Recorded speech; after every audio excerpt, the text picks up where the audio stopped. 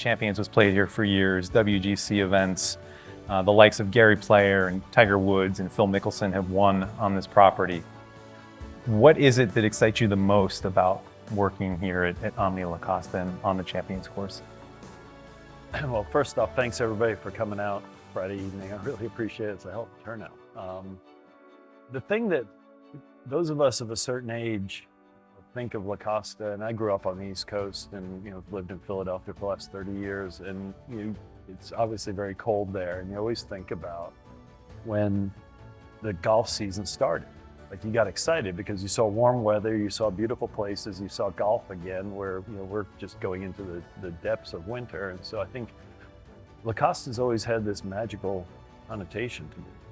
And the place where the golf season started, it was, it's just, and unfortunately what we've seen over the last 15, 20 years is a lot of these great iconic venues that we all loved to see, the tour's gone away from them. I think one of the more exciting things from our perspective is that now the golfing world, when the NCAA championship come back, will start to pay attention to La Costa. And it will, what we believe will take its rightful place within the golfing world and receive that attention. And we were used to seeing the best players of their generation play the golf course. And now we're going to see the best players of the future generations play here, which is pretty cool when you think about the future stars of the LPGA and the future stars of the PGA Champion Tour are just, they're going to be the ones who are here. So the opportunity to challenge them, the opportunity to look at a golf course that has such great history and character, and to try to renovate it and reimagine it and give it the sense of place that we've talked about, that it feels like it belongs not only in the pantheon of championship golf courses, but it belongs in Southern California. So I think those are the things that really excite us. Excellent, great. You mentioned the NCAA championships, and the NCAA coaches visited, I think, a year ago with you here on property and shared some thoughts about the golf course and what could potentially be done to challenge these college players who are hitting it as far, if not further, than your average tour player nowadays. What was some of the feedback that you got from the coaches during that meeting, and how will you potentially implement it on the golf course when you get out there? Yeah, it was a really interesting day because we're always trying to learn more about our craft, and if you're cynical about it, we're always trying to learn more about how we punish players. So when you get to players of that caliber, it's interesting to try to talk to coaches and say, what bothers them? What actually makes them think twice about a shot? Because you think about it, we're all young and we all feel like we're bulletproof. And when you're young and you're really that good at doing something, you feel even more bulletproof. So they're not afraid to do anything. They're not afraid to take on any challenge. It's like, okay, I know I can hit that shot, but what is it that starts the wheels spinning in their head? Because ultimately we can't challenge them from a physical standpoint. I mean, the golf course would have to be like 9,000 yards long in order to do that, and that's not going to happen. So it's what aspect of the game, and when you think about golf architecture, it's the mental aspect of the game. It's the thought process. It's how do you strategically work your way through a golf course. If a golf course architect does his job right, they're asking some questions that you have to answer based on your skill set. And since their skill set is so advanced, it's like, what questions make them uncomfortable? And it was interesting, like, to watch the light bulbs and the coaches just go off. Like, oh yeah, it's, if they can't see the bottom of the pin and they're hitting a shot, into it, that just kind of is all right, good. So partial blindness in certain holes. If they are forced to actually have to turn the ball over one way or the other. I mean, the architect never wants to force a player to have to do something, but in order to put yourself in an advantageous position for the next shot, the required shot is you need to hit a draw. And they're not used to shaping the ball. So there were a lot of those types of insights and a lot of conversations. And Pete Dye, he was amazing, and he said it so succinctly. He said, when he was talking about PGA Tour players, he said, when you get these guys thinking, they're in trouble. And so it's one of those things where if these players work their whole lives to get to a place where they have a predictable outcome, right? I've got a 7-iron in my hands. When I hit this shot, it's going to go, for them, it's going to go 182 yards, and et cetera. And this is the outcome I'm going to get. What can you do as an architect to try and create something that's not going to provide a predictable outcome? And so that becomes the mental piece of the game, and it also then becomes the conditioning piece of the game. And the two things that they can't get a predictable outcome from are wind. It blows here, but it's not like a big part of the defense of the golf course. But the other thing is firmness. You can get firm conditions where they're not sure that the ball is going to hit and check. Is it going to bounce twice and check? Is it going to bounce and not check? That starts to get the wheels spinning as well. So a combination of all these things of if we can create a golf course, which we're planning to do, that can be maintained in a firm and fast condition. If we can create a golf course that's going to ask questions of these kids to have to solve and have them be thoughtful and compelling, and to reward players, and not only just them, but every one of you, reward players who are willing to take the time to study and think about how the golf course is played out. Those types of questions I think are truly important for them. So yeah, that session was really, it was fascinating, and I'm excited to have them come back as we're going through the process of construction to really talk about, maybe certain things that we can literally point to and say, hey, what do you think about this? It was great from us because we're always trying to learn. Very cool. Yeah, it was neat to have them here, and just the passion they have for this championship is really, it's very special.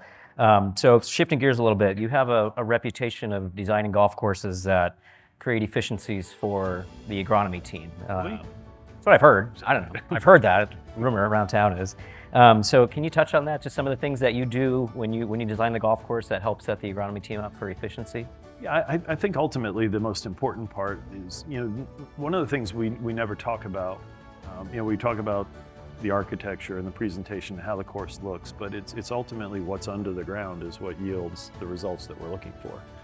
So through the construction process, we're going to be utilizing sand capping, we're going to be utilizing better drainage out there, we're going to get away from concentrating water flow to particular basins. We want to work with surface drainage as all the great old golf courses did. And this year aside, which great timing, water is generally not a big part of the equation as far as moving water efficiently off the property, but we're going to make sure we do it in a way that's much more traditional, so that maintaining around those basins is never great. Playing around those basins is never great from anyone's perspective. So we really feel like we have enough elevation change. The Donald Rosses, the Alistair McKenzie of the world figured out ways to build golf courses without catch basins in them. So we think we can do that as well. So I think that ultimately will be very, very helpful.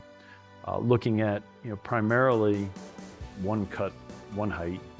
There's going to be mostly fairway. There'll be a little bit of transitional rough as we go out. So I think that's going to be an important part. The thing that you all as members are going to have to really be patient about is the native areas. It takes a long time to establish those. It's going to take 3 or 4 years before they finally, and it's not something that you can just throw money at, because ultimately what you're trying to do is establish something that's beautiful and natural, but also something that's playable. And so you could go out there and say, well, for us to get really thick and dense and fill this whole space with grass, we put 5 pounds per acre. Ultimately, what you want is to start off with 1 and maybe then go to 2. And I mean, this is getting a little bit into the, no pun intended, into the weeds, but it's one of those things where, we really don't, it takes time. And honestly, to get the best result, it takes rain, because that's, you think about driving here from the desert today. I mean, the hillsides look beautiful. I mean, everything's green and lush and there's flowers. It's just like, that's what to be truly natural requires that. So I think we're going to put a great emphasis on creating native areas that you can go and find your ball. The question should never be, will I find my ball? The question is, when I find my ball, what am I going to be dealing with? And if you've hit it that far out, maybe you should be dealing with some trouble, but we don't want it to be a lost ball situation. So I think it's one of those things where we just need to, that's going to take time, and hopefully, and I know it's going to take patience, but it's going to be one of those things where ultimately that will yield a better and the guys are not having to spend a lot of time on a significant amount of acreage to take care of that. And I think that the opportunities, again, it's really the critical thing, and I think where the point of that question comes from is our reputation is we, modestly speaking, we only build high-end products. And so we're not going to come to some place and go, yeah, let's cheap out on this or that, or work with clients. And we've gotten all the support in the world from OMNI is to make sure that we're going to put appropriate drainage and it's going to be done well. We've got a great contractor, guys out of Pennsylvania that we've worked with all over the country, and they're here now working on this. So we really feel like we've built a great team in order to get that. And then David Smallwood and his team, I'm sure we've talked a lot about firm and fast and how we want things to be maintained. So I'm confident we'll get there. Awesome. Thank you. So you mentioned, Gil, some of the the classics and how that's going to be an element that you look to infuse into the design here of the Champions Course. You're a Philly guy. George Thomas, also a Philly guy, designed up the road LACC and Riviera, two of his probably his two most famous works. And you said you're going to be inspired by both his works and then also the Valley Club of Montecito, a Mackenzie masterpiece up in Santa Barbara. What can the members potentially, when they're out there on the golf course in a year and a half's time, what are they going to be able to pick out? Like, what are the hallmarks of those courses that they'll see as part of the new Champions Course?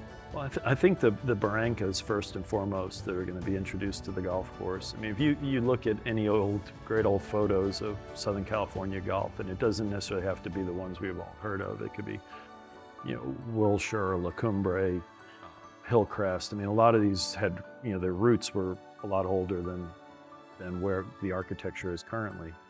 And you just see these beautiful golf holes that are intertwined and winding through these barrancas, and they're rough and they're rugged.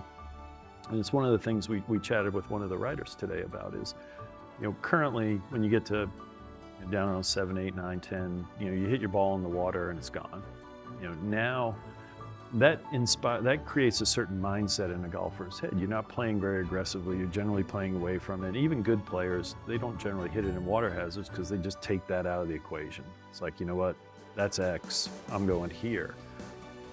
I don't have that ability in my golf game, and I'm guessing a lot of you in this room don't have that as well. And so, but when you make that sandy or a rough kind of area, then the equation becomes, all right, if I hit it in there, I'm not X, I may take my chance. So now you're playing offensive golf, you're attacking the golf course instead of playing defensive golf. And that gets back to that mindset of better players. If you can put them into an aggressive mood and they're trying to hit certain shots, that's when they get themselves in more trouble than when they play defensively. So I think you find that throughout a lot of the architecture. One of the writers today asked about Los Angeles Country Club. Is this going to look a lot like LACC? And the answer is no. But LACC is always with us. It's always part of what Jim and I believe about architecture, because George Thomas was a genius, and he was thinking about things back in the 1920s that people this day and age are still not thinking, or at least not executing. He was talking about courses within a course and set up as architecture, and that you have the ability through the flexibility in your tees and the flexibility of your hole locations to put a brutal pin out, but then you move the tee up so that you're hitting a shorter shot. And he was just, the thought process was amazing, and that's something that Jim and I talk an awful lot about. So I think from a visual standpoint, you're going to see something that feels a little bit more rustic, sits in the landscape a little bit more. Those of you who've played Rustic Canyon, our course up north of LA, or played Soul Park up in Ojai, those are golf courses that we really love and feel that sort of presentation, it fits in very well in Southern California. So we can get the best of the architects who worked in this area, and then the best of their design features. Again, trying to create that sense of place. I think that those will be the hallmark. What a great combo. Really good questions. Let's see here. I was going to shift gears a little bit. So good question here. A preferred winning score. Do you have a winning score in mind for this championship? No, not even close. Yeah, I'm not that dumb.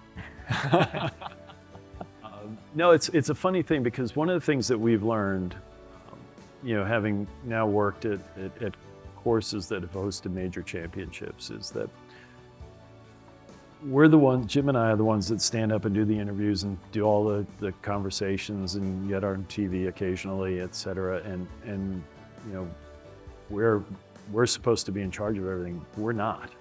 We have like zero to do with when it's the week of the tournament, hands are off the wheel. That's the USGA or the PGA and the setup of the golf course. It's the superintendent who honestly is the one who should be doing all the interviews and kissing babies and being more famous, because they're the ones who ultimately, they have the control over it that week. And their control is directly related to Mother Nature. Now I know here we have much more, you know, we talked about predictable outcomes, we have much more predictable weather. You know, in May, we kind of can guess with a high degree of certainty what it's going to be like. But at the end of the day, it's the setup team, and it's either this team of coaches or the officials from the NCAA who are going to be the ones who set up the golf course. And if we've done our job well, they have a multitude of options and ways they can set it up. They can set it up easy, they can set it up hard, they can do whatever they decide. They can set it up one way for, and I'm not advocating this at all, for the women 1 week, the men the next. They've got the full toolbox. But the other thing is that if we've done our job well, you've got the full toolbox as well to set it up every single day for resort play and for member play. And so that's ultimately all we can do, is just provide the opportunity that whoever's setting up the golf course, whoever's making those decisions, and it's not Gil Hansen, it's not Jim Wagner. Sometimes we have to sit in a room and bite our lips because we're thinking, what are you guys doing? But we do bite our lips, and it's one of those things, where, you know, you just have to hope and trust that the right outcome will come, and that we've done our job in giving them those options. Before we get to the second part of the session, we want to definitely ask a few questions from the members. And one, you mentioned Thomas's name early, so that may have been a tease, but is he in fact your favorite architect? If not, who would be? Yeah, the dead guys, it would be Mackenzie. Mackenzie. I think, yeah. I mean, Thomas was a genius, but he had such a limited amount of golf courses. Mackenzie, I think Mackenzie was the first one to really understand the correlation between beauty and natural, you know, enhancing the natural setting or utilizing the natural setting and strategy. I think he built just, and obviously you just rattle off the names of his golf courses, you know, Cypress, Augusta, Crystal Downs, Royal Melbourne. I mean, you just go through, it's crazy. So from that standpoint, but even his lesser known creations are really special, and they're fun, and they're, you know, people use the word quirky in a bad sense, or at least had a bad connotation as it related to golf course architecture. I think quirky holes, you know, you don't want 18 of them, but you would like to have 1 or 2 of them in there where it just kind of gets your imagination, and you really got to think your way through it, and it plays differently every single time you play it.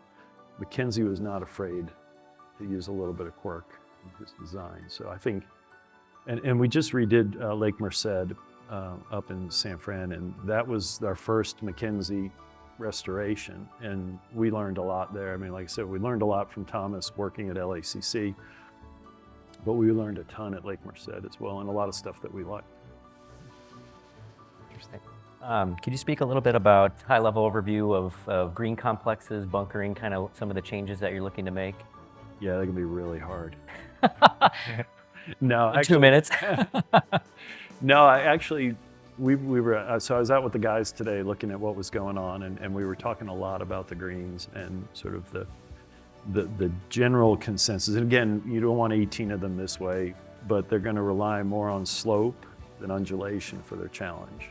So the tilt of the ground, the tilt of the slope on the greens.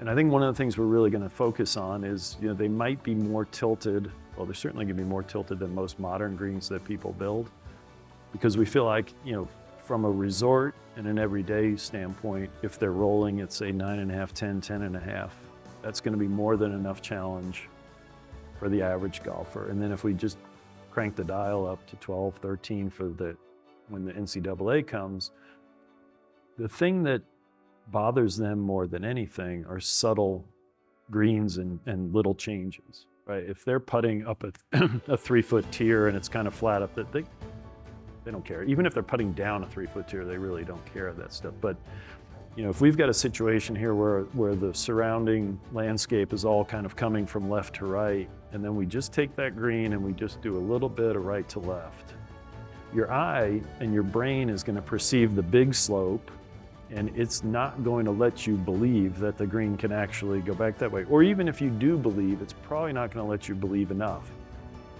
And we were talking to one of the riders today, and really the goal for the NCAAs is that we want those players to miss their putts by about an inch because they didn't quite read everything.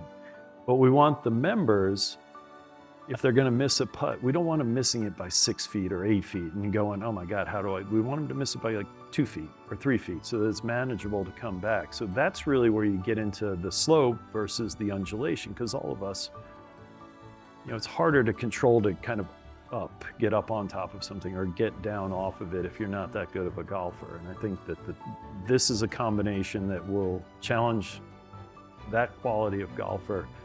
Still, they're not going to be boring. Trust me, I don't want you to think I'm describing boring greens, because they're not going to be. And as I said, you're going to need variety. So there'll be maybe 2 or 3 of them that are going to have some undulations, and they're going to have some things. What we will work on is sort of trying to tuck some areas behind bunkers so that, again, getting back to that whole setup thing, that there are some little pockets of green that where if we want to tuck a pin, we can go ahead and do it on any given occasion. But I think, and there'll be a lot of variety in size. I mean, we understand there's a lot of play, so they can't be 2,000 square feet, but there may be some that are going to be pretty tiny. The one thing I promise you is they're not all going to be 6,000 square feet. They're going to be, and the other thing that I think works out really well, and this is not something we invented, it's the classic architects, is that everybody seems to think that you have to correlate the shot that's being played into the green. So if it's a long shot, it's got to be a big green. If it's a short shot, it's got to be a small green. It doesn't. It could be a short hole and have a really big green with really different areas to get to. And so I think that our belief is that we don't, there are norms in golf architecture, but we don't feel like we have to subscribe to every single one of them, because I think that yields not a very interesting golf course. So we'll make sure that, remember this, where variety is going to be really the key thing. We want a variety in lengths, distances, shapes, sizes, all those things out on the golf course. Very cool. Let's see here. Do you ever target creating a signature hole? No. That may be my least favorite phrase in golf. Really, and I'm just being honest with you. I mean, I just feel like if we create a signature hole, does that mean the other 17 are bad? Right? It's like, why would I'd like to think, and I'm not trying to be funny, or I'd like to think that everybody in this room could legitimately say, I think that's the best hole. I think that's the best hole. And if we've got, you're not going to create 18 of them. I'm not that vain that I think we're going to create 18 signature holes, because one of the things Mackenzie said, which I truly subscribe to, he said, if all 18 holes are spectacular, then no holes are spectacular. So yes, you have to have variety, you have to have pace, you have to have, there are exclamation points in a round of golf, there are exclamation points in a landscape. But we don't ever try to work towards, okay, that's the exclamation point, and that's where we're ultimately gonna get to. We'd rather you guys decide, I think that's a signature hole, or I think that's a signature hole, or actually I'd rather you just say, I think that's my favorite hole. Very strict no cell phone policy here.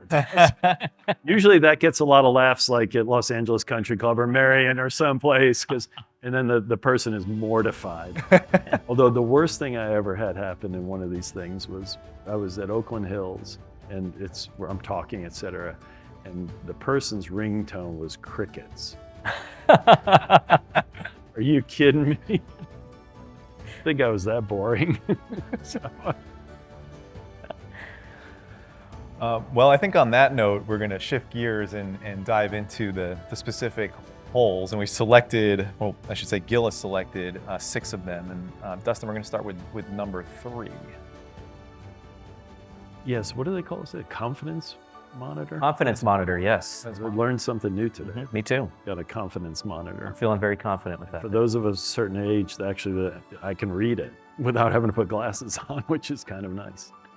Yeah, so I picked out 3 holes on the front and 3 holes on the back to kind of talk about ones that I think will make either dramatic changes or will certainly be notable in their difference from now, but also will start to, like with number 3 in particular, when you cross the road, when you go over to number 4, that landscape is obviously very, very different from the one that you play on this side of the road. And so with the elevation change that exists with number 3, we thought, let's make that more of an abrupt transition and start to utilize the barranca landform as signaling when you cross the road as something that's coming down that way. So it really ultimately will set up that the barranca, what we're gonna do is make a big cut and then fill up to the green so that the green will actually sit on a shelf. Instead of right now, you've just kind of got that general slope up into there. So this is kind of the first place where we introduce that Southern California dry wash barranca into the golf course. Set it up where the green is angled to sit with the bunkers. But if you notice here, there's a lot of space between the bunkers and the green. So if we do this right, if you're sitting down a little bit lower and the bunkers are set up a little bit higher, you won't perceive that there's 10 or 15 yards between. You'll know this because you're members and you'll eventually figure out, okay, there's not as much space up there, but that gets to that mindset that we were talking about of trying to just create a little bit of deception. So, especially with uphill shots, we generally never take enough club. And if you hide that ground in between there, the green actually feels closer to you than it is. And so it just puts that kernel of doubt. Although nowadays the kids just go, and that's kind of the way it all works. But really excited about the change here because it starts to build, as you get ready to go under the road, starts to build that drama into the transition. Going to be in our heads, it sounds like. Number 5 is actually, so part of what we talked a lot about is you cross the road and then you play number 4, kind of dogleg up the hill, down and then back up left. Number 5, down and back up left. Number 6, up and left. And it was just kind of that constant working your way around the corner of the property. And that's what the land does. But we felt like from a variety standpoint, if we could at least take one of those holes out of there and give you a different sense. So 4 was difficult to do, but 5 now, the tee will actually shift a little bit further over to the right. It won't be as far right as the ones that sit down by the lake, but it'll shift over. And then taking and grading the golf hole so it feels like it's playing in a valley as opposed to, so we'll actually raise the right-hand side of the golf hole, putting a centerline bunker in there to get to the place where, and this is another thing that sort of drives tour players in particular crazy. Because when you talk about that predictable outcome, right, it's I want to hit the ball straight. And when you put something in the middle, in straight, it doesn't compute. Because it becomes one of those things, well, I hit a perfect shot. Yeah, technically you hit a perfect shot off the club face, but for this hole, it's not the perfect shot. So you need to go left or right. And all these little boxes are 10-yard increments. So you've got plenty of space to go either side of it. Most of us in this room won't even be able to reach that. And so it's not a big concern. But then the green gets shifted over quite a ways. And when you go up to where 6T is, where 11T was, that's high, and then we're going to create a high where current 5 green is and basically put the green in a saddle between those 2 high points. So it'll sit in a bowl, and you in the fairway, there's a lot of elevated greens on this golf course, but this one you're actually going to be playing into this valley, and the green's going to sit in there, and then behind it you're just going to be looking out into the distance into hole number 6. So it's a completely different, there's a ton of variety to it. It's going to be a green that's super receptive because it sits down on the ground. You can bounce a ball in there all day long. And that's another thing, that a good or accomplished golfer is never going to take the ground option, right? They're always going to try and fly a ball in.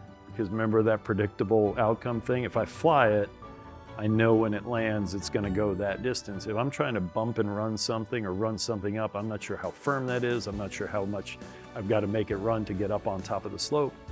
But the rest of us will use that every single time, right? We'll be happy. And if we miss our shot and it's running towards the green, one of the worst things is to see it just run into a bunker, where the good player is like, I'm just going to fly it over the bunker because I know what my yardage is. So you're going to see a lot of open fronts to greens, which we believe will promote a lot of variety and a lot of creativity in shots.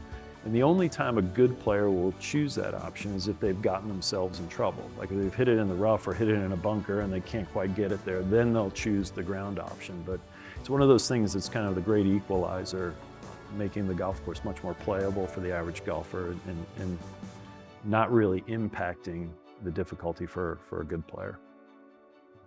And does the yellow on here, Gil, does that denote the native area? It denotes the native areas. So the other thing about native areas that's really important is the scale. They look bad if they're like 10 yards wide and there's just a small, so we've tried to work into areas where we've got plenty of width and plenty of scale so that they feel like they belong out there. Number 9. So when we get into the back corner of the property, we've got significant changes to 7 gets longer, 8 gets shorter, it plays over a corner of a barranca instead of the pond. And I think most of you know this, but these ponds are not wetlands.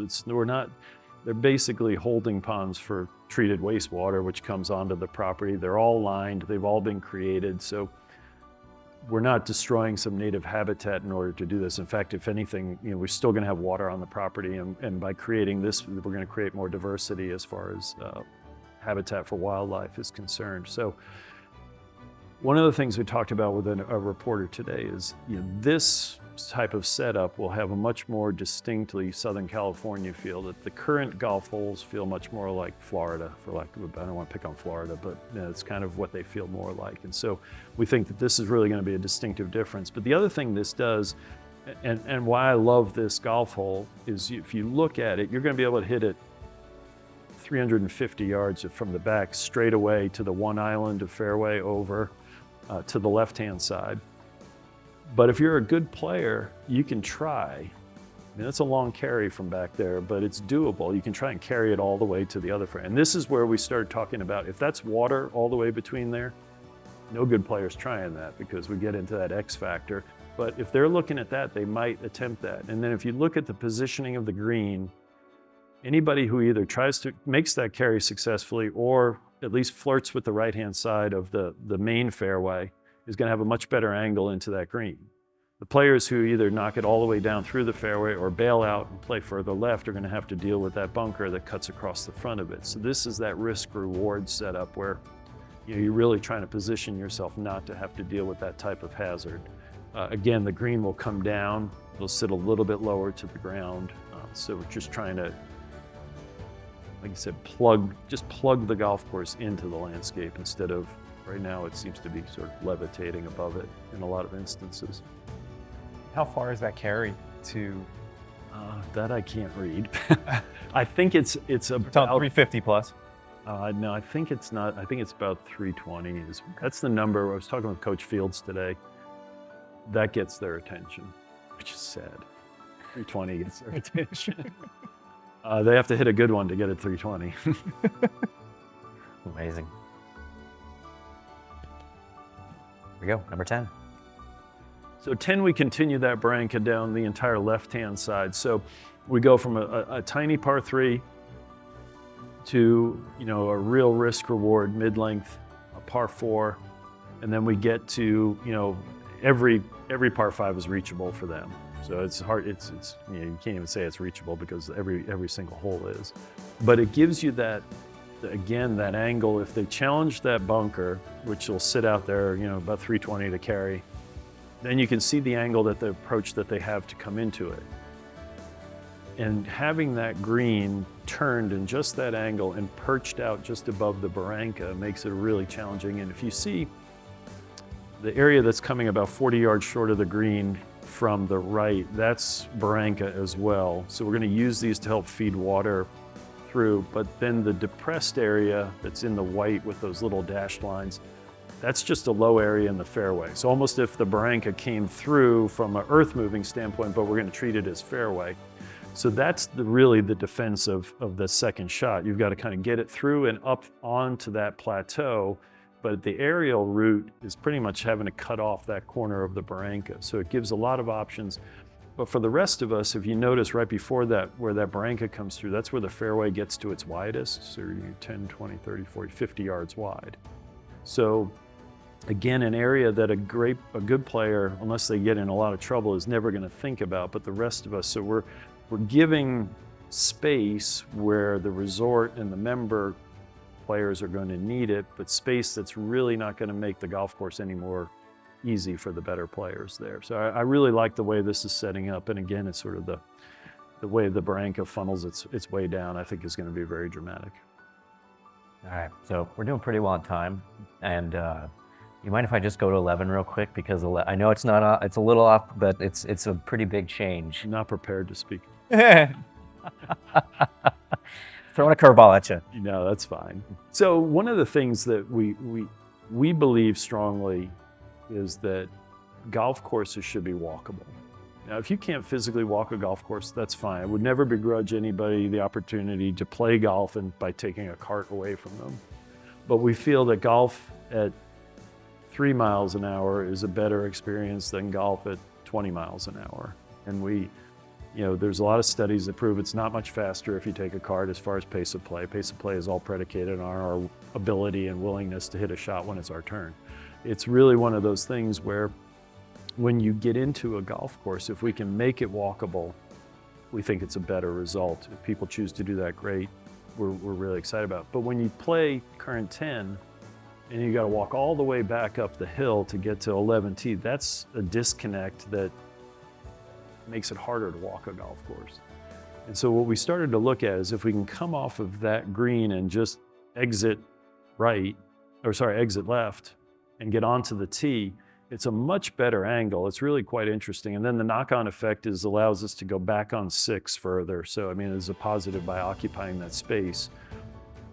And when you're down there, if you're playing over, again, the culmination of the barranca, it's sort of the bite off as much as you can chew, what they call a cape hole. And kind of the angle that you choose, if you can drive it in that distance. But the thing is, if you don't choose the right angle or you bail away from it, now you've got the pond to deal with on the back side of it. And it's getting that green then tucked in a little bit further off to the left-hand side, so that, again, angle is important. And based on hole location, this hole might actually play better if you play to the outside of the dog leg, if there's a certain hole location that's tucked in an area that's going to be difficult to get to from the left.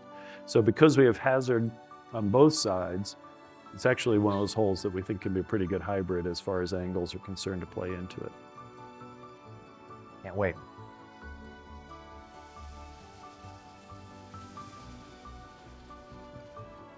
So one of the first things that we looked at when we came out here, this hole is like an outstanding piece of ground for a golf hole. I mean, it's amazing with the creek running through it and the way it sits and the valley and just everything about it. The topography is great, and I just couldn't figure out why anybody would put bunkers in front of a creek.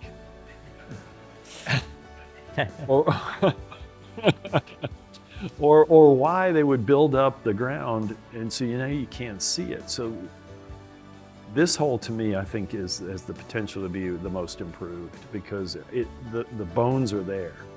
It's already a great piece of ground and it's a great setting for golf. And so we can just kind of clean up everything around it and return it just to a simple, like you'll notice there are no bunkers. It's just let the stream be the hazard, let everything about it sit, move the green, shift it over closer to the creek, improve the aesthetics of the creek, get it to look like something that we'd all be excited and proud to have on our golf course.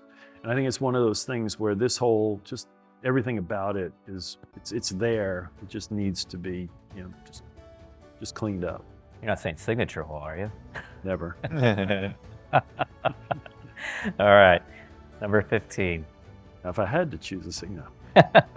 So same thing here, really concentrating on 15 playing from the right-hand angle as opposed to where the tees are now, and trying to get you to play straight down the hole, play straight down the creek. One of the things that Pete Dye was so good about was with his angles, and if you think about, we always see the Players' Championship, think about the 18th hole. And when they're standing on that tee, they're looking right down the bulkhead. You can't aim away from it, right? You can't, because it's on the same line. And Pete understood that was such an uncomfortable angle. Like if you angle it like this, you can kind of pick your medicine if it goes. But when you're looking down something, it's a much harder hole to feature to play away from. So given that the creek is down this line, if we can shift the tees over to this side and then make principal route, the best route to the golf hole be right along that creek. So if you look at where that green is situated, if you can hit it down the right-hand side of that creek, it's going to open the door to play into that green, but also giving golfers other options. In a little bit, it's a much longer hole, but a little bit of an ode to 10 at Riviera is when you've got a hole that from the tips is 385, I mean, that's, driver, flip, not even half a gap, sand wedge, and it's crazy for those guys. You don't want to give them an opportunity. You want them to have to also make choices. If it's a gimme 5-iron off the tee, then it's like, okay, gimme 5-iron and a wedge. So you put bunkers like those two that cut in from the left-hand side to basically say, no, if you've got to do something, if you want to lay way back, now we're going to put a longer full shot, but you're going to have a poor angle, or you've got to hit just enough to get past those and get around the corner. So it's that intermediate set of bunkers that ultimately, kind of make the player have to make a decision to hit at least a reasonable club to get close to it. And if you look at that fairway, I mean, it's 10, 20, 30, 40, it's almost 80 yards wide. I mean, it is going to be huge from a scale standpoint, but it's one of those things where the width given to the players, you got plenty of room to hit it off the tee, but the best golf courses, and if you think about this, most of the championship golf courses, it's generally about that second shot, right? You're trying to set yourself up for the ability, but it's that second shot if you really start to ratchet up the difficulty. So we're going to give you the room to play this shot, but you better be ready to hit a good second shot, or place that second shot to a place where you have a really easy third shot into it. And I think this hole is all about angles. It's all about utilizing the creek that's there. It's about utilizing the pond. It's about getting a green to kind of sit up. We talked about a lot of the greens sitting down. This one will sit up because the fear factor of looking through infinity and knowing there's water on the back side of it, I think is really a good sort of, from a standpoint of a mental, difficult picture, even though you're hitting a wedge into that green. So I love this hole. I think it's really going to have a ton of options and different ways to play it. Not a signature hole. No, not a signature hole. No, not a signature. Well, thank you for that, Gil. That was really informative and wonderful just to, I think, shed some further light on your thinking into these various holes that we've shown up here. Just to kind of wrap everything up, there's one other question that came from the membership, and if you had to say, there's one particular design objective for this project, or maybe there's multiple design objectives for this project, what would they be? Well, the first, the words we love people to use when they think about our work, there's two words, and they generally aren't the ones that come to a lot of people's minds when they talk about golf, but it's fun and interesting. We want you to have fun. We want you to enjoy this. I mean, it's supposed to be a game, right? We're supposed to be having a good time out there. And we want it to be fun, but we want it to be interesting. We don't want you to ever go to sleep out there. And if you go to sleep, you're going to pay a penalty. And I think that's one of the things that makes, we had the great experience of working with Mark Parson for the design of Castle Stewart. And Mark was, very, very smart and very, very passionate, and left us way, way too early. And he always used this phrase with Jim and I when we were building the golf course. He said, you need to think about golf to keep golfers, not pros, and keep golfers hopeful and engaged. And if you think about that, and you can keep golfers hopeful that, hey, I can hit this shot. I may not, but at least I feel like I can. And and you're engaged, meaning your ball's not in your pocket. You're not like so beaten down that you're just, I'm done. You know, I checked out 3 holes ago. If we can build golf courses that keep players hopeful, and how do we keep players hopeful? We give them width off the tee. We let them feel like they can actually hit a shot, but you know, they may find out that, okay, that's not really where I should be. Next time I'm going to try and go over here. But short grass is another way to keep golfers hopeful. And we talked a lot about that, is that, you know, if a golfer's, a good player's in a deep bunker or they're in thick rough, they know that shot, right? Okay, give me my 60, boom, hit the shot. The rest of us, we're not hopeful when that happens. We're really not. We're scared, and then, you know, we generally don't have the results that we're looking for. But if you put a golfer on short grass, and yeah, maybe we got to putt through and over or something, or chip through and over, we generally can do that. We're not going to lose our ball. We may not hit it to 2 feet, but we may be 8 feet. We got a putt and we've got a chance. And we're hopeful that the outcome is going to be good with that type of a shot. Conversely, for a really good player, remember we talked about what Pete Dye said, when they start thinking they're in trouble. I'll never forget that it was Greg Norman when he played in the playoff against Mark Calcavecchia at Troon. And he was over the back of the green, and he went back and forth to his bag a bunch of times, and he couldn't pull the club. He was done because he didn't know what was the right play, and he chunked it, wound up losing the playoff, and it was just that. It was like a crystallizing moment, like, oh my gosh, this is, you know, I would have loved to have that shot because I would have just putted it. But they just think about, when they start to think about and they're not sure, you know, and they're standing over that shot, and the last thought is, should I be putting this? Or that outcome's not going to generally be good. So I think that, you know, the combination of width, the combination of utilizing short grass, the combination of, you know, sloped greens versus heavily undulated greens, I think keep us all hopeful and engaged. And I think that, you know, those are words that hopefully after you play the golf course, you're feeling pretty good about those. Well, I think that's a perfect note to end on. Thank you, Gil. We really appreciate you being here. Round of applause, please.